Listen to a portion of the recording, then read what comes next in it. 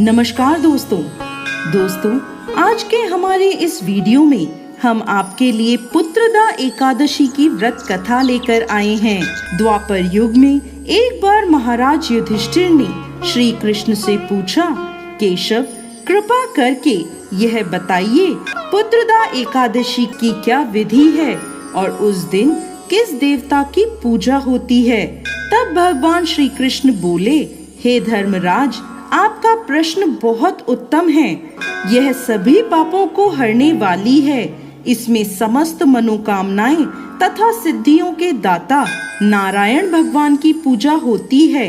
इस समस्त संसार में पुत्रदा एकादशी के समान दूसरा कोई व्रत नहीं है। पुत्रदा का अर्थ है पुत्र देने वाली, अर्थात यह व्रत निसंतान लोगों को संतान प्रदान करने वाला है। हे राजन, अब मैं आपको पुत्रदा एकादशी के महत्व से जुड़ी एक कथा सुनाता हूँ। ध्यान पूर्वक सुने। एक समय भद्रावती नामक नगरी में सुकेतुमान नामक राजा राज्य करता था। उसकी पत्नी का नाम शव्या था। राजा के पास धन, वैभव, राज्य आदि किसी प्रकार की कोई कमी नहीं थी, परंतु उसके कोई संतान नहीं थी।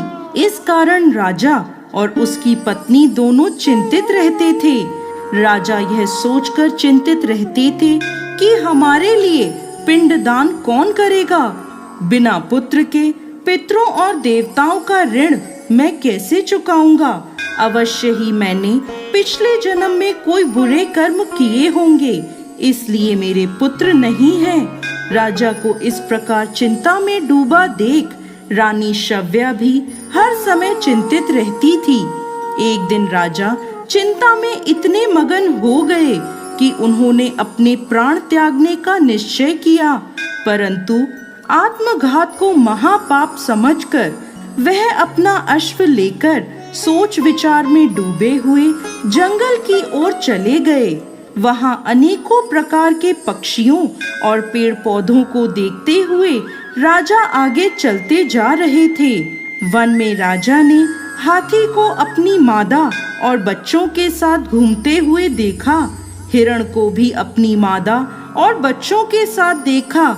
इसे देखकर राजा सोच में पड़ गए कि मैंने कई यज्ञ किए, ब्राह्मणों को भोजन कराया, फिर भी मुझे निसंतान होने का दुख प्राप्त हुआ।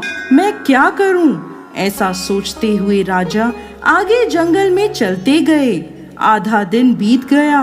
राजा भूख प्यास से व्याकुल थे। पानी की तलाश में वह भटकते हुए एक सरोवर की तरफ गए। उस सरोवर में कमल पुष्प खिले हुए थे तथा बतखें विहार कर रही थीं। राजा ने नजर घुमाकर देखा तो सरोवर की एक ओर मुनियों का आश्रम बना हुआ था। उसी समय राजा के दाएं अंग फड़कने लगे। राजा ने इसे शुभ संकेत समझा और घोड़े से उतरकर उन ऋषियों के आश्रम में गए। आश्रम में पहुंचकर राजा ने ऋषियों को प्रणाम किया और वहां बैठ गए। राजा को देख मुनियों ने पूछा, हे राजन, आपकी क्या इच्छा है? राजा ने पूछा, महाराज, आप कौन हैं और यहाँ किस लिए आए हैं? कृपा कर मुझे बताएं। तब वह ऋषि बोले, राजन, आज से 5 दिन बाद संतान देने वाली पुत्रदा एकादशी है। हम विश्व देव हैं और इस सरोवर में स्नान करने के लिए आए हैं। यह सुनकर राजा बोला, हे महाराज, मेरे कोई संतान नहीं है। यदि आप मुझसे प्रसन्न हैं तो मुझे पुत्र प्राप्ति का वरदान दें।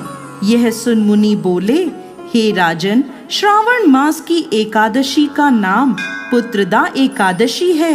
यह निसंतान को संतान प्रदान करती है। आप अवश्य पुत्रदा एकादशी का व्रत करें और भगवान की कृपा से आपको पुत्र रत्न की प्राप्ति होगी। मुनि के वचनों को सुनकर राजा को संतोष हुआ और उसने महल में जाकर रानी शव्या को सारी बात बता दी और पुत्रदा एकादशी के दिन राजा और रानी दोनों ने पुत्र प्राप्ति की इच्छा से पूरे विधि विधान से पुत्रदा एकादशी का व्रत किया और द्वादशी के दिन पारण किया। कुछ दिनों बाद रानी शव्या ने गर्भ धारण किया। 9 महीने पश्चात उनके यहाँ एक अति तेजस्वी पुत्र हुआ।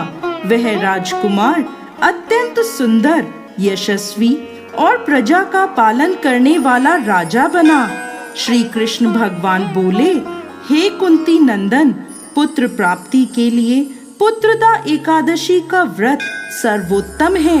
जो मनुष्य पुत्रदा एकादशी के महत्व को पढ़ते या सुनाते हैं, वह सांसारिक सुखों को भोगकर अंत में स्वर्ग लोक को प्राप्त करते हैं।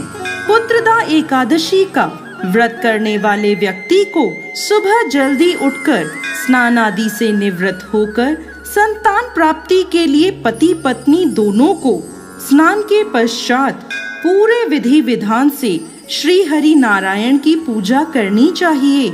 इसके साथ पुत्रदा एकादशी की कथा सुननी चाहिए और आरती करनी चाहिए। हे भगवान नारायण, इस कथा को कहते, सुनते और हुंकार भरते सब पर कृपा करिए, सबकी मनोकामना पूर्ण करिए। जय श्री हरि नारायण।